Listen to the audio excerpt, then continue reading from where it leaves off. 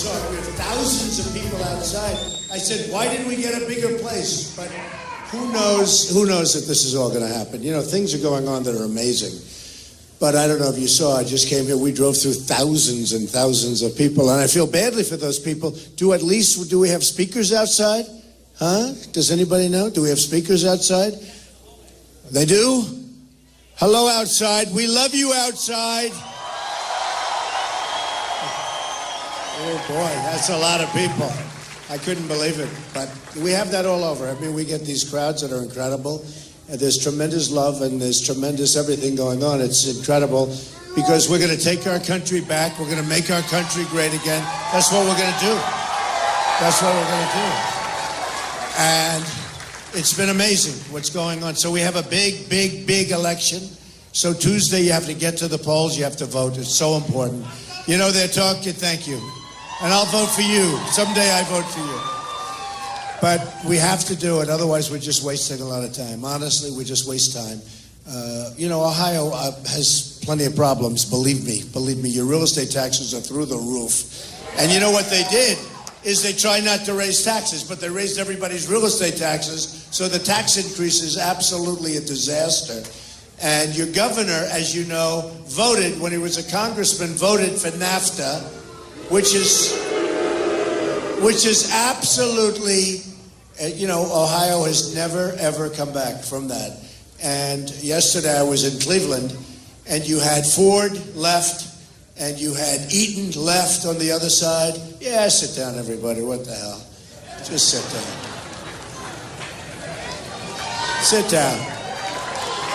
We could be here for a long time. I love it, man. We'll be here for a while. I think I have to come back because, in fact, what we're doing.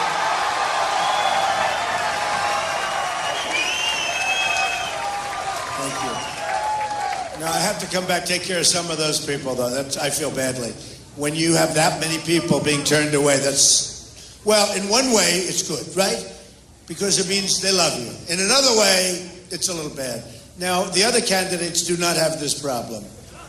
They have empty seats all over the place, okay? They don't have this problem. So Kasich voted, as you know, for NAFTA, and now he wants to vote for Trans-Pacific, which is TPP, which is going to be worse than NAFTA, where all of the things that I've been talking about for years, monetary manipulation, it's what they do with the devaluation makes it impossible for our businesses to compete. All of these countries are going in, and believe me, China's lurking in the background. They're watching. They're not in it, but they're watching, and they're going to go in through the back in a couple of years, and they'll steal it all. So you better be careful, and I hope they don't approve it, but Kasich is in favor of it. No good. Now, today I watched him on television, and I like John. You know, he's a nice guy, but he said, did you see some of Trump's speeches? No, I haven't seen them. Oh, he's the only person in America that hasn't seen them. And so I said, did you see him? No. Well, I don't really watch television. When I watch television, I only watch Golf Channel. I don't watch the news. I don't watch power. I said, wait a minute. We all like Golf Channel too, but you're running for president. The only thing he watches on television is Golf Channel. So he's not going to do the job, okay? Not going to do the job. We have so many problems with this country. We have so many problems, and we're going to make this country so great, so strong. We're going to build up our military. And we're not going to use our military. We're not going to have to use our military, hopefully. But nobody's going to mess with us. We're going to take care of our vets. The vets are very important.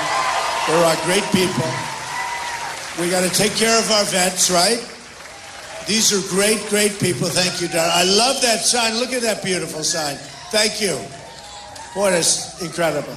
I tell this story, and it's sort of an amazing story, but a very, very good friend of mine is a very successful guy, and he always, he hears about, how many people you're speaking in front of today, Don? I say 21,000 people in Dallas, 35,000 people a couple of weeks ago in Alabama. He said, how do you do that? This is one of the most successful guys.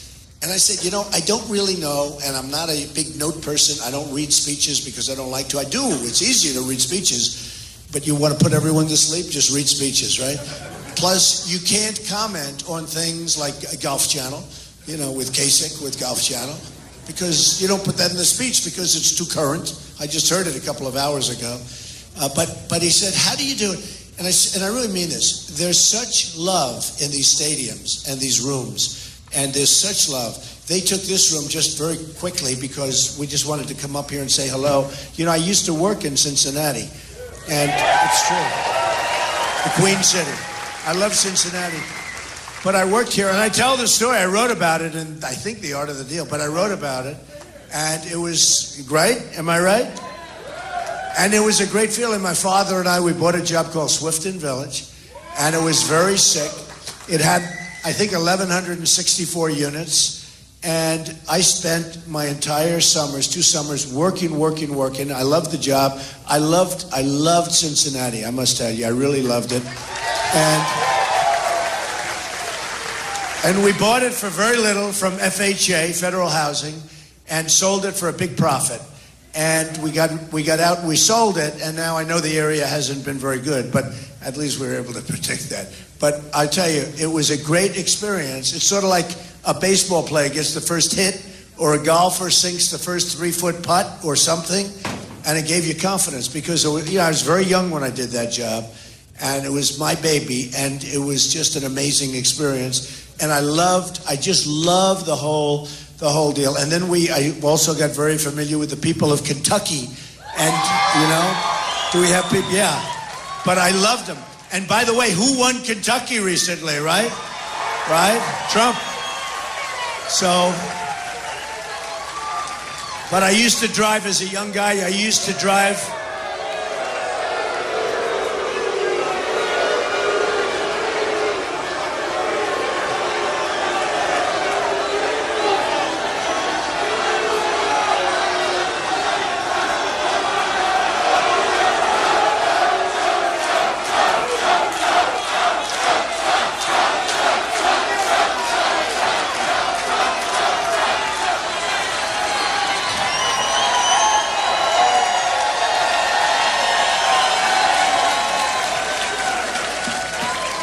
Well, it adds excitement, doesn't it, folks?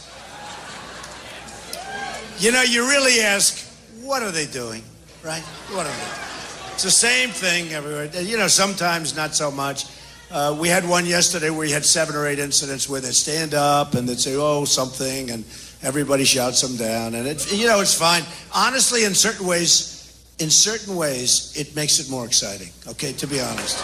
It does. Makes it more exciting. We might have a couple of more. Anybody else want to stand up right now?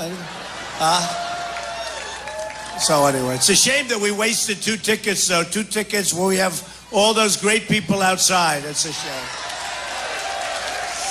But I used to drive to Kentucky Friday nights. I'd spend time in Kentucky. True.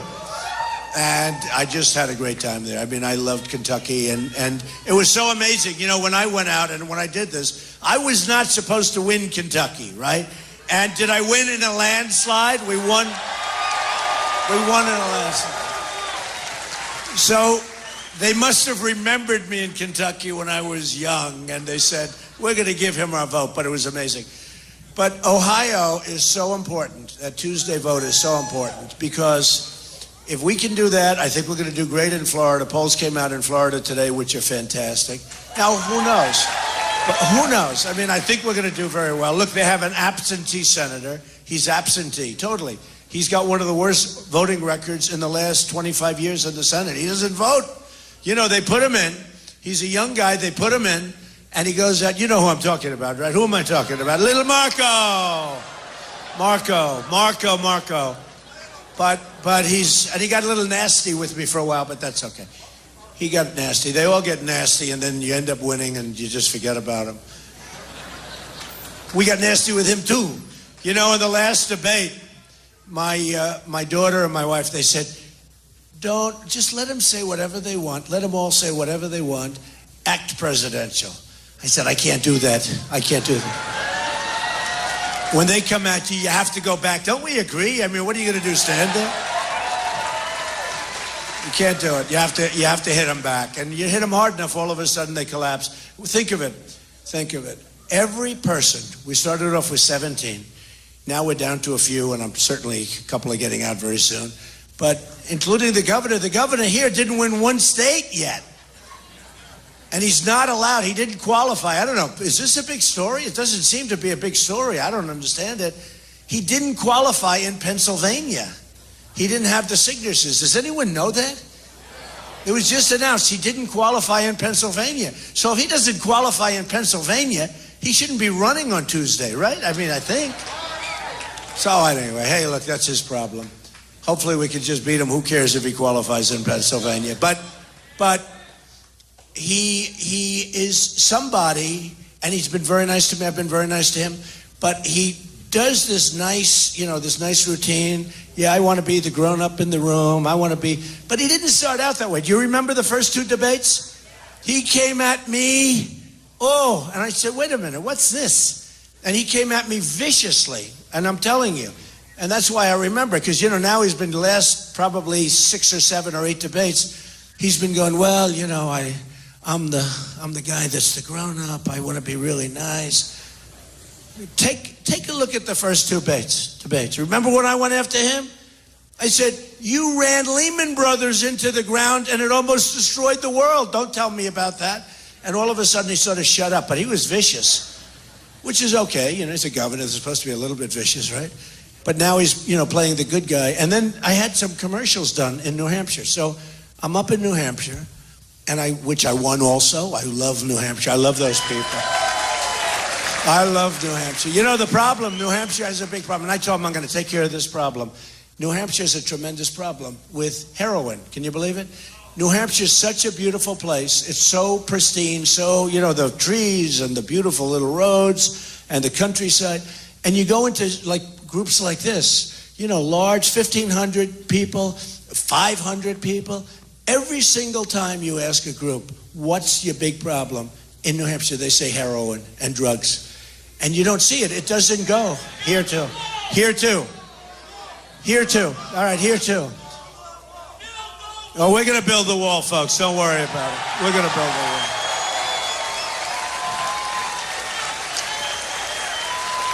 Think of it. We get the drugs, they get the money. Not a good deal, right? Not a good deal. No, we're going to build a wall, and Mexico's going to pay for the wall. It's very simple. Look, here's the story. Here's the story. Mexico going to pay $58 billion in trade. That's our imbalance. $58 billion a year. That's our imbalance. People don't know that. And these senators come up, Marco and Lion Ted. You know Lion Ted? He walks in, holds up the Bible, and I'm beating him. I'm just killing him with evangelicals because they don't like liars.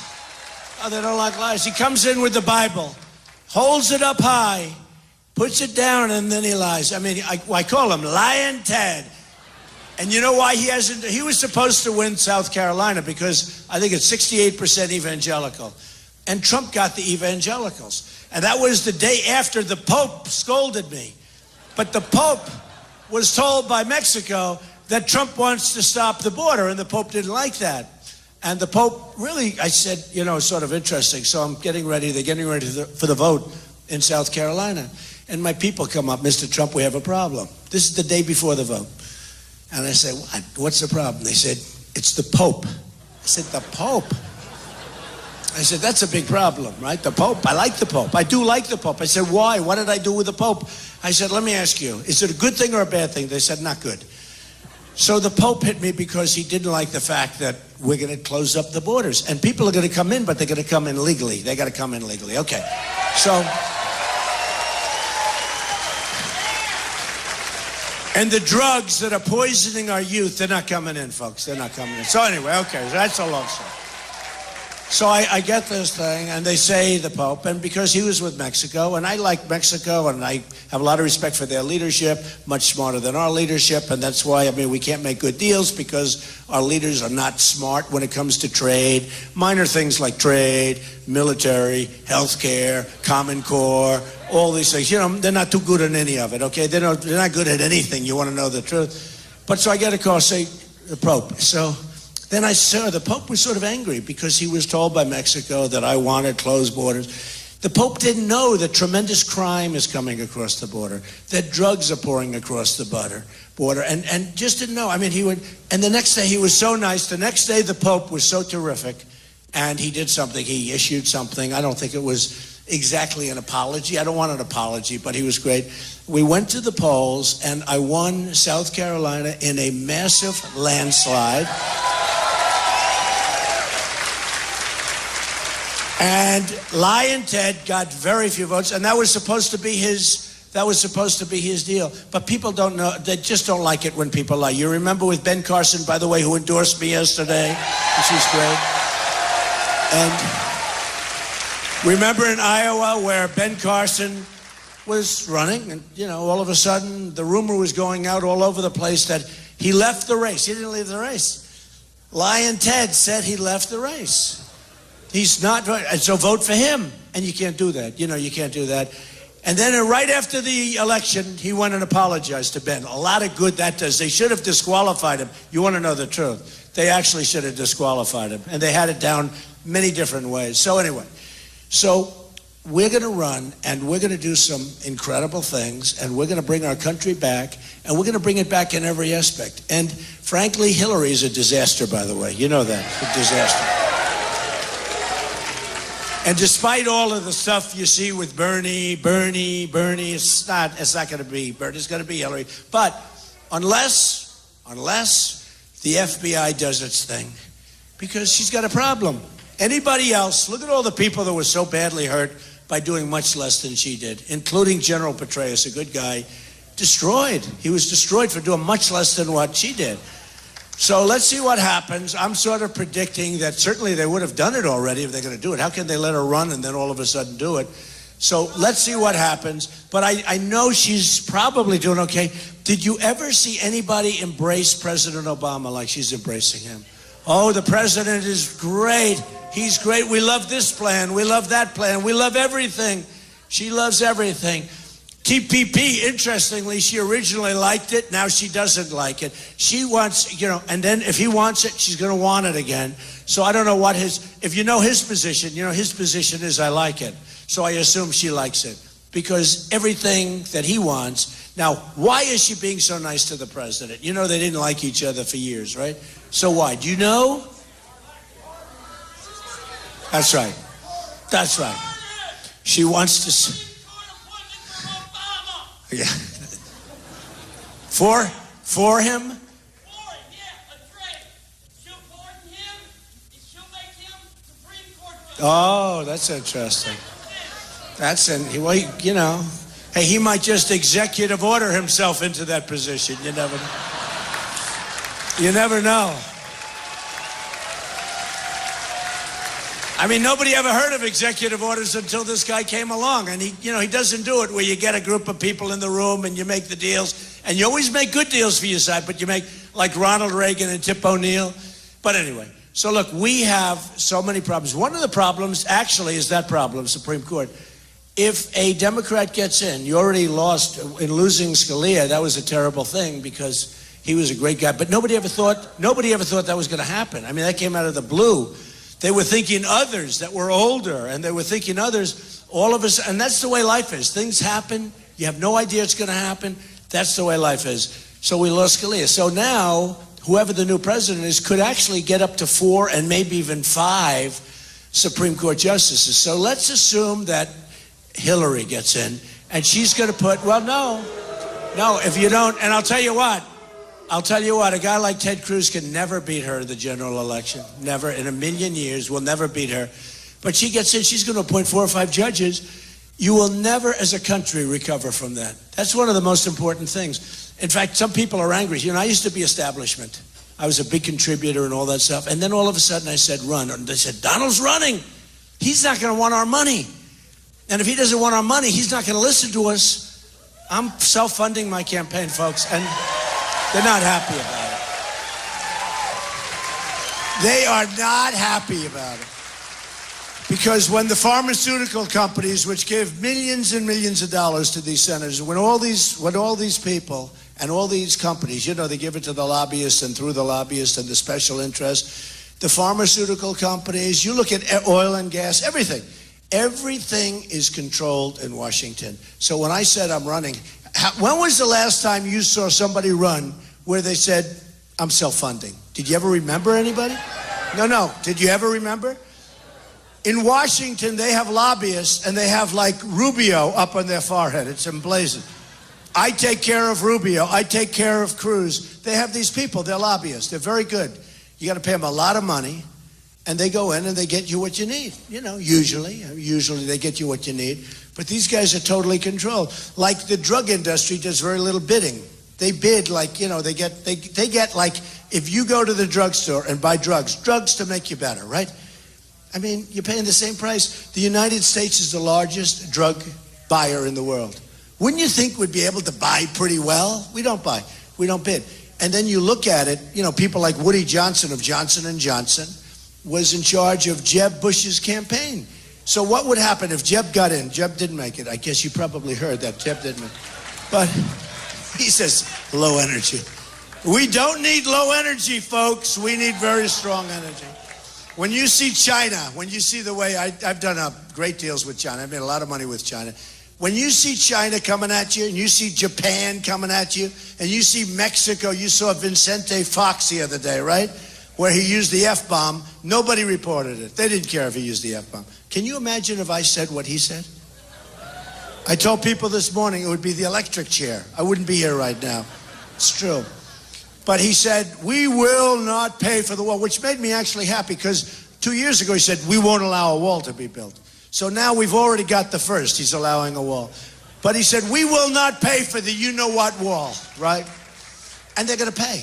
And the reason they're going to pay, very simple, with the kind of money that we lose on Mexico in trade, with a trade imbalance, when you have a trade imbalance of $58 billion a year, a $10 billion wall is peanuts, right? So when these guys come off the stage, you don't really mean that Mexico's going to pay for the wall. I said, of course they're going to pay for the wall. But Vicente Fox was so angry when he did that interview. I don't know, I think it was with CNN. Was it with CNN? They're all back there. Look at them. What a lot of... But most dishonest. You know who's really dishonest? The New York Times. They write stories. They never even call me. You know, you don't even have... They write stories. They're so inaccurate. They don't care. It's a badly run newspaper. It's a horrible... It's failing. It's going to be...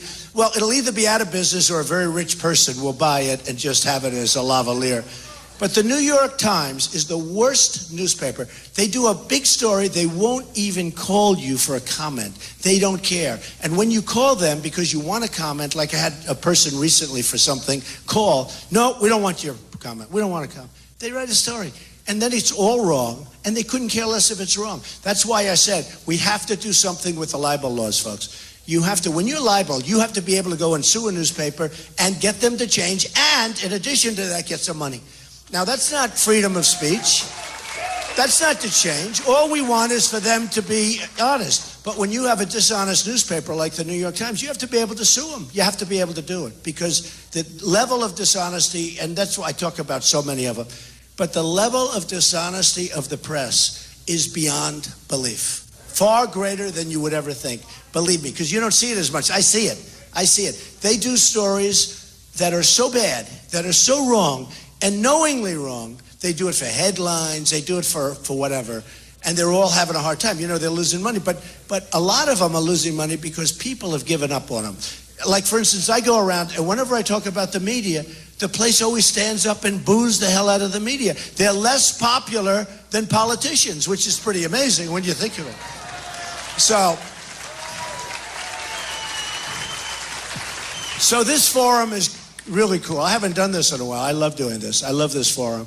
The problem is you don't get that many people in the room. That's, you know, it's got to be a little more intimate, but I love doing this forum. So what I want to do is we'll take some questions, and then I'm going to come back because we're going to have to do a much larger room because I feel so guilty about what we have over there. I mean, really feel guilty about all the people outside, many of whom we told to just leave, I'll come back.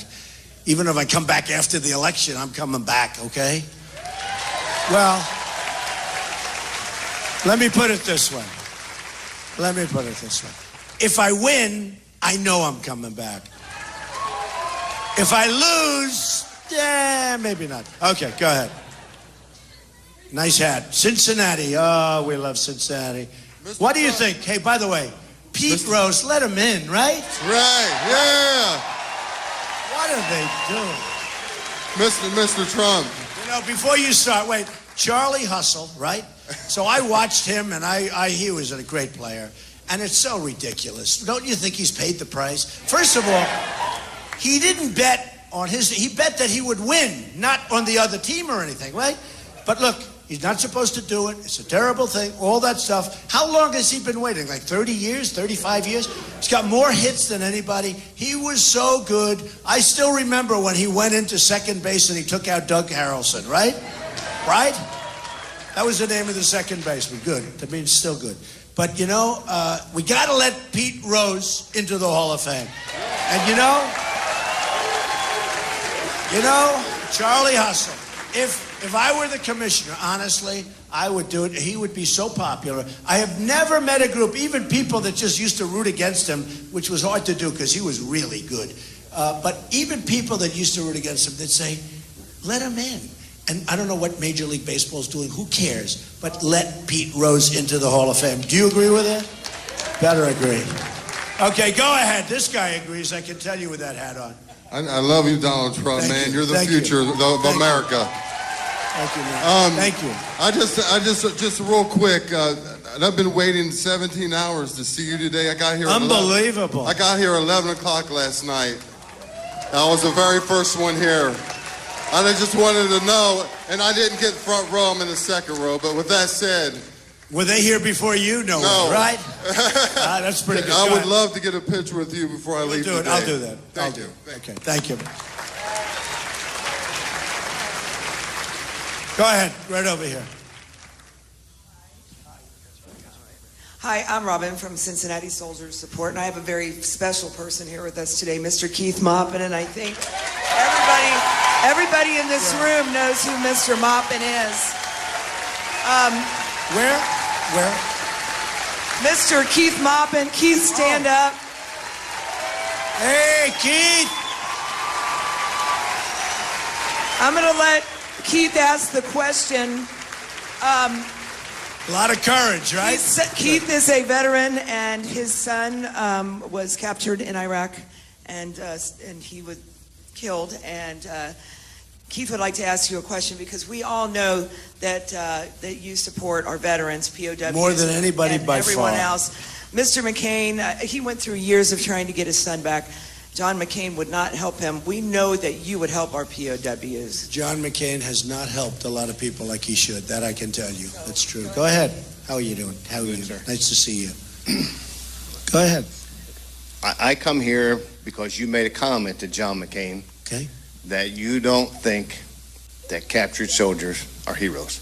Oh, no. I never did that. Well, what I want you to do is just clarify that for me because I think it's important for all these people here. Yeah. And for a lot of veterans that's in Ohio, especially Ohio. And I know what you were doing. You know exactly what I was doing. But I wanted you to explain they are heroes, that. Just so you understand, and real heroes, okay? You know that. Thank you. Oh, that's for me. Wow. Thank you. Very nice. I like that. Thank you. You know that, okay? Thank you. Thank you very much. Appreciate it. Okay, who else? Go ahead. Mr. Trump, I have 4 sons in the Army, and my one son is a nurse psychiatric practitioner dealing with the PTSD. He tells me every day that my son, Lieutenant Kordick, is overwhelmed dealing with this. What are your plans to help him out? And he does want to support you. You're talking at the VA? No, he actually is a lieutenant in the Army. He's a nurse practitioner, psychiatric nurse. Right. So he's the one they see first. And the biggest issue, he says, that no one in the VA, very few of them, understand what they have gone through. He's telling me that it's better that they have some help. They need more help on the psychiatric side to help him transition these soldiers out. And he has none. He says he's totally overwhelmed. And he says we got to get the soldiers who are unemployed, who don't have jobs. He said, I would love to have them help me to deal with this. And there's nobody else. And one other quick thing. We need a new first lady since Nancy's gone. Okay, well. So that is such a big problem, and I hear it from so many different people. And also, I mean, the big problem is with the VA. It's horribly run. It's a corrupt enterprise. It's really corrupt. And you look at what's going on in Phoenix with the VA, it's a disaster, a complete disaster.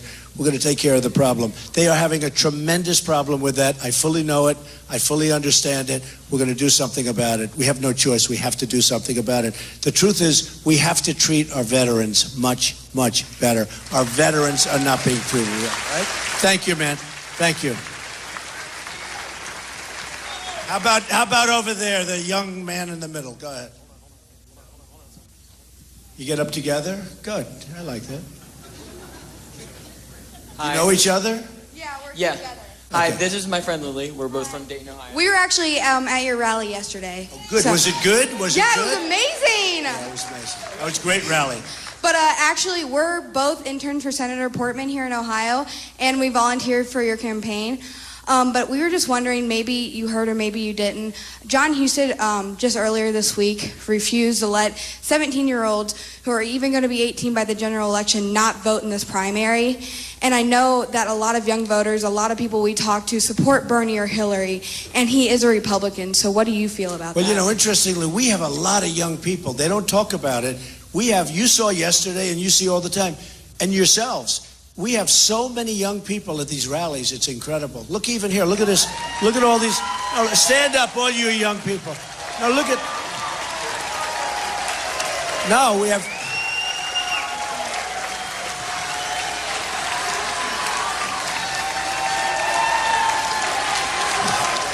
I would bet you, and you know, I would seriously think we have as many young people at least as Bernie. We have so many young people at our rallies, and it actually surprises me to a large extent. So you're talking about the 17. You're voting for Trump, right? You're okay with me. You are okay with me. You can vote for me anytime. So what's going to be the problem? Go ahead. No, I was just curious, is that even though he's a Republican, do you still support him with that? Or do you think that... Do I support? John Husted with his decision? Well, I have to look at the decision, darling. Honestly, I have to look at it. You tell me what to do. You're with me. You're working with us. You're a volunteer. What do you want me to do? If I could vote, I actually missed the deadline by 4 months, I would definitely vote for you. We love you. Thank you, honey. Thank you. Thank you. Okay, go ahead. A young one here. A young one. You are young. How old are you? I'm a 7th grader. Wow, that's beautiful. So many young people. So many young people. Go ahead. I'd like to know what you would do for my education in the next 4 years. Number one, your country is going to be safe. Because, you know, if you don't have a safe country, and with people that aren't very good at what they do, like the people running our country now, you might very well, and don't underestimate this, you might very well not have a safe country. And it's so important. You know, the number one thing we have to do is security, safety. And I'm not just talking at the border. I'm talking about our military. We have to build it up. We have to replenish it.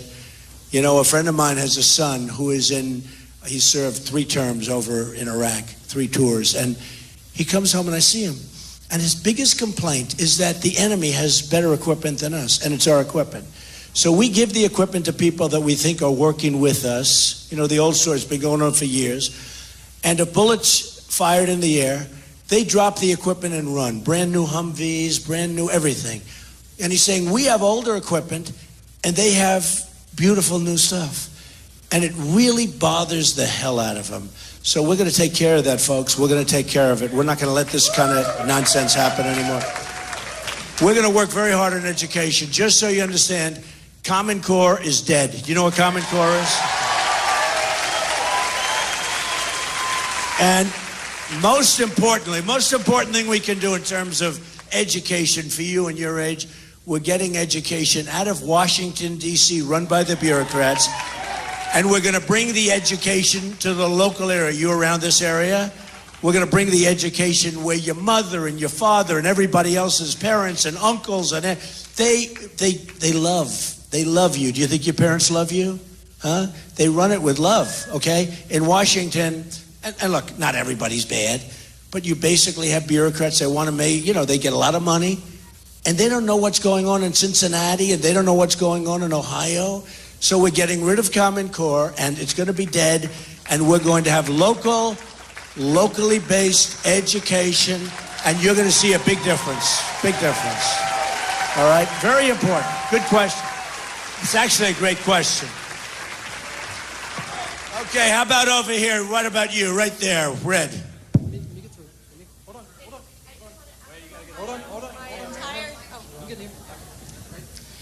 I'm from Ohio. My name is Misty, and my entire family is from Kentucky. They were all very happy to vote for you in the Kentucky primary. Thank you. It is so refreshing to have a presidential candidate that is not bought and paid for, That who is is self-funding.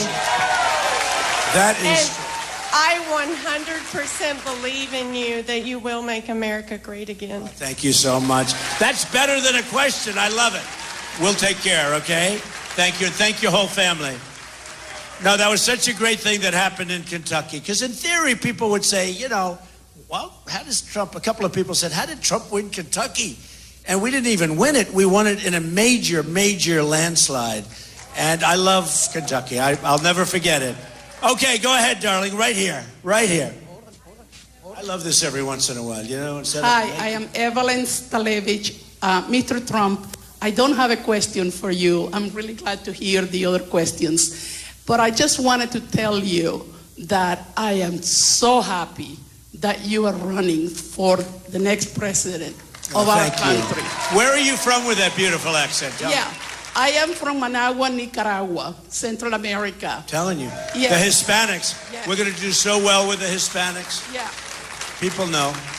But I wanted to say also, I want to thank you for what you are doing in our country. You are giving our country the opportunity to dream, to hope that there is hope in America, that we have a Christian nation, and that we are a country of laws, and that we are a sovereign nation. And I want to give you thanks. God bless you. Thank you, darling. That was so nice. Wow. Thank you, darling. That was so nice. That was, come here. Get over here. That was so nice. Come here.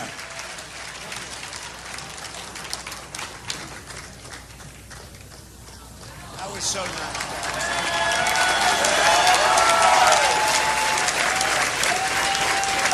Thank you very much. And you are so handsome. I love your blue eyes. Thank you very much. That's so nice. Thank you. Okay, who has a good question? Who has a good one? Let's go. Let's go. We got to go here. Go ahead, the big, strong guy here. Right here. I'm coming. Everybody leave me in. Go ahead. Just got out of football practice. Hi, I'm Zach. I'm from Kentucky. I have one question. What day in office will you put Hillary in prison?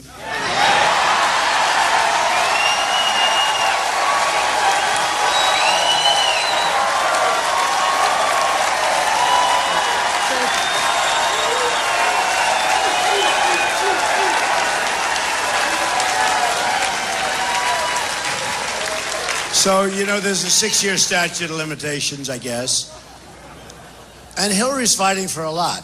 If she makes it, nothing's going to happen. If she doesn't make it, certainly you have to look into it. You have to look into it very strongly because so many lawyers, whether you watch them on television, whether you read them in the newspapers, whether you see them wherever you see them, I mean, very rarely do you see a lawyer that says that she's innocent of this horrible situation. And you actually have to ask yourself, why'd she do it? What's the big deal?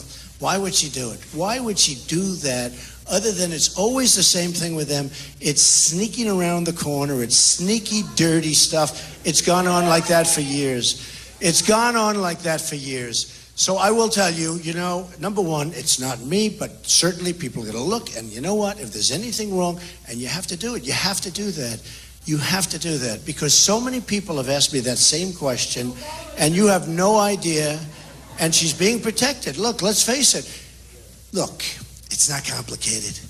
What she did, certainly to me, is certainly she broke the law. To me, what do I know? To me, she broke the law. And it looks so bad from the standpoint of the rest of the country, and even from the standpoint of all those people that did something much less. So many people did something much less. How do you think they feel? How do you think Petraeus feels? How do you think all these other people feel? And here she is. She's got a clear path to running for president. But you know what? The first thing I have to do with Hillary is beat her. The next thing we'll do is we'll look into that. Okay? And we'll beat her. We'll beat her. And you know, it's interesting. We haven't even started on her yet. I got to finish off we have to finish off the deck. We have to finish off the deck. And the best thing you could do, honestly, your governor, remember, NAFTA, get rid of this. Look, just don't get rid of him. Let him be governor. One other thing about him. He runs for president. He's lived in New Hampshire forever.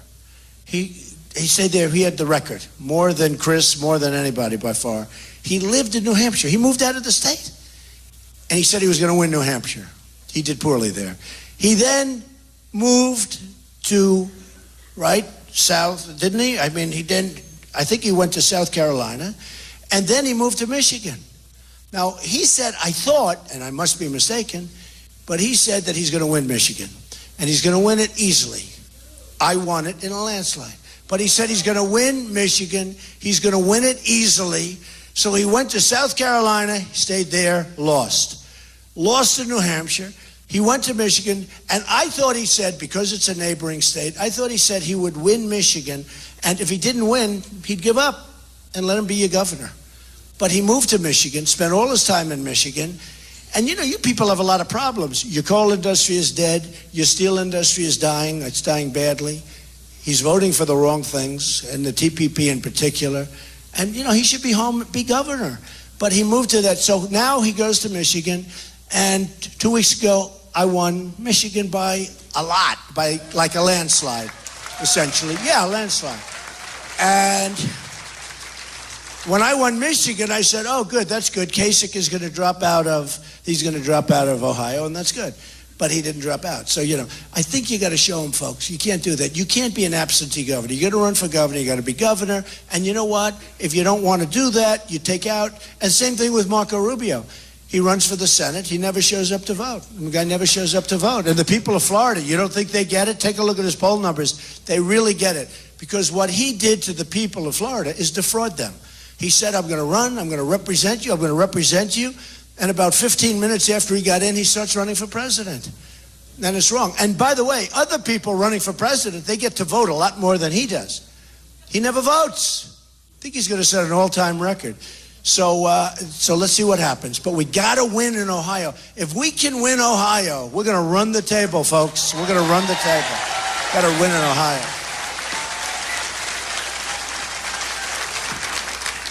Go ahead. Give her that mic. You just shout it out. Go ahead. You got it.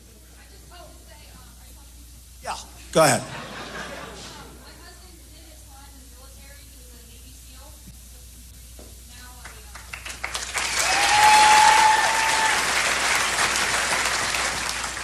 That's great, by the way. That's good. Good.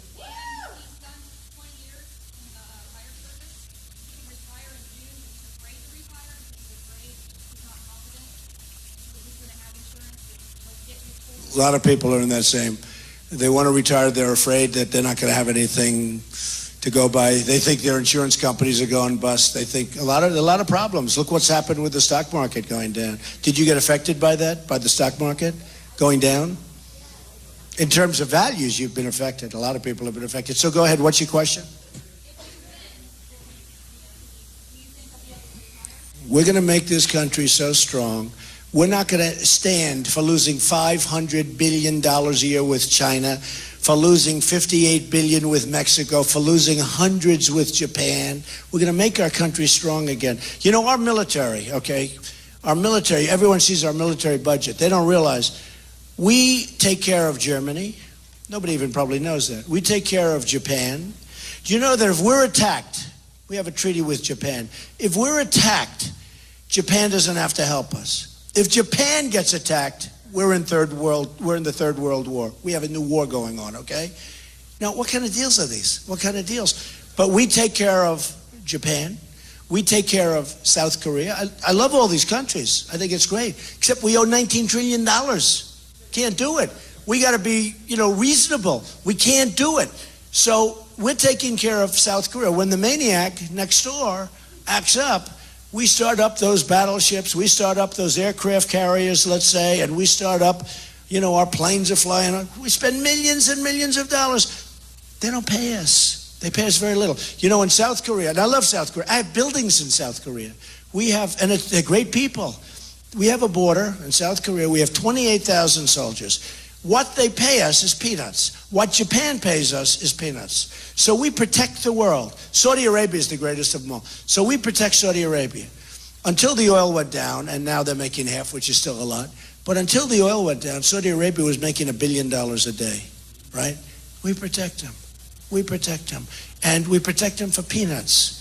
So all of that stuff is going to change, folks. We're going to end up with a strong country again, a powerful country, and we're going to end up with a respected country again. Because we're not respected. We're not respected.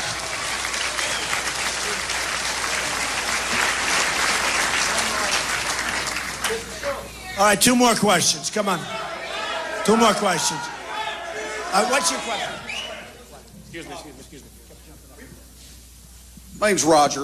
I'm here in Cincinnati. I'm also the CEO of the Motorcycle Rifle Association. And we've endorsed your We campaign. are going to save the Second Amendment, That's right. Roger. I got something for you. That's what I was asking about. Throw it. Throw it. There you go. Yeah, give it to me. There you go. Get me that card, would you please? Thank you. Get me the card. Thank you very much. Get me that That's card. what we're concerned about. So you endorsed me? Yes, sir, I we heard did. about we that. Endorsed. You heard about it. Yes, I we heard about it. we're Good. actually Thank you. participating. I'm glad That's I your- told him to stand That's up. your membership card. A lifetime membership. I like it. I Good like deal. it. Good. Thank you. And we're So covering good. a lot What's of your motorcycle rallies right now for you. And that You was know, all it's a I'll let funny you know. thing. I don't get it, but I do get it. Do you know the motorcycle guys love Trump? Do you know that? Every place I go, right? And I'm not too much on the motorcycles, right? But every place I go, there's hundreds of guys with motorcycles, and they say, "We love you, Mr. Trump, we love you." You know what they love? They want to see a strong country. They want to see a strong military. They want to see a strong everything. They want infrastructure. They want our highways fixed. I mean, if I'm driving a motorcycle, I don't want to go over potholes, believe me, okay? Not good. But the motorcycle people love Donald Trump. Go ahead, darling. Go ahead. I just want to say, my sister is in South Carolina. She's the top activist for South Carolina. Right. Her name is Michelle Wiles, and she works with Jerry McDonough. Oh, good. Jerry's great. I know Jerry. Could I come up and hug you?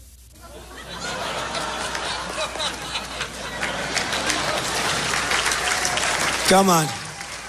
You know what? Let her come up here. Come on. Okay. How about one more? Who's got a good one? Wait, I have to get a hug. I have to get a hug. Come on. Come on. You're great. Say hello. She's fantastic. Thank you, everybody. All right, who's got a good one? Who's got a good one? Maybe I have to go back here, right? How about, who's got a good one? Who's got a nice one? Go ahead, sir. Go ahead, the two of you, right here. Go ahead.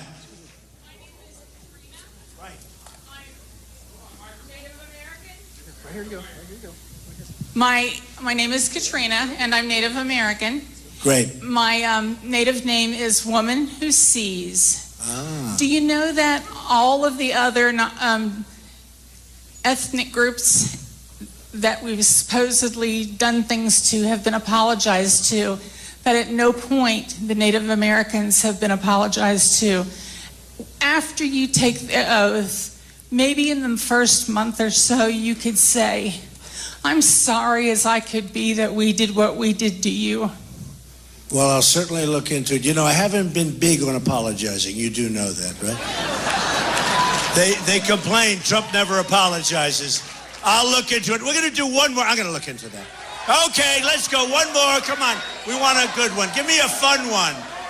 Give me a fun question, okay? All right, go ahead. It better be good, because I don't want to leave with a bad question. Thanks for Come on. Worst thing you can do, you do well, you do great. Everybody's having a good time. And then we get a bum question. What are you doing? Just stay there. Go ahead. Relax. Go ahead. Okay, Mr. Trump. First of all, I want to thank you and your family, for stepping out in faith to take this country forward. I so far like this question. Okay. The second thing, and I know what impressed me the most about you is your strategic ability to get things done. If I was to ask you in a unified manner, because you got people on one side of the aisle, the other side of the aisle, which I disagree about the aisle anyway. I think we ought to be working together. But strategically, what could you do, or what do you see yourself doing in your plans to improve and bring leadership and dedication and integrity back to Washington, D.C.? Well, let me just tell you, and it's sort of the kind of question that's very important, not exactly the most exciting question, but you know what it is? You know what it is? Look, you have an ability to lead. You either can lead or you can't lead. And you can learn something about leadership, but basically you're a leader or you're not a leader. I'll get people together. We're going to make great deals. We're going to make conservative deals. We're going to make wonderful deals. We're going to get along with people. We're going to get along with Democrats. We're going to get along with liberals. We're going to make deals. You know, you can't have Obama, just everything he signs an executive order, and then they'll start getting thrown out by the courts at some point, and maybe not, because if the Supreme Court goes the way, I mean, all of these things will be upheld. But look, we need great leadership. We just discussed with this man's this great question, we're going to be leading on education. Get rid of Common Core. We're going to lead on education. We're going to lead on health care. We're going to get rid of Obamacare, repeal and replace. We're going to lead with our military. We're going to lead at the border. We're going to take care of our vets. We're going to do so good. And you know what's so important? We don't win anymore, folks. We don't win anymore. You know, you look at our country. When was the last time you saw victory with our country? We don't have any victory. We have a military, can't beat ISIS, right? Can't beat ISIS. You look at our great generals of the past, they're spinning in the grave. They can't beat ISIS. And we don't fight them. We don't fight to win anymore. We fight to be politically correct. If you're going to have an enemy, you got to win. You got to win. Look at the way I'm doing. I mean, you got to win. You got to take them out. You got to take them out. So look, folks, we're going to start winning again. We're going to be the smart country. Right now, we're not a respected country. We're going down. We're going in the wrong direction. We're going to start winning on health care, on borders, on military. We're going to win so much. You're going to be so happy. You're going to remember this day, and you're going to, more importantly, remember Tuesday when you go to vote. And in 2 years, and 3 years, and 10 years, you're going to say there was a single greatest vote I ever cast. I love you. I love Ohio. I love Ohio, and I love Kentucky. And I hope you go out, and I hope you vote and bring us home a big, beautiful victory on Tuesday. Thank you. We will make America great again. Thank you very much, everybody. Thank you.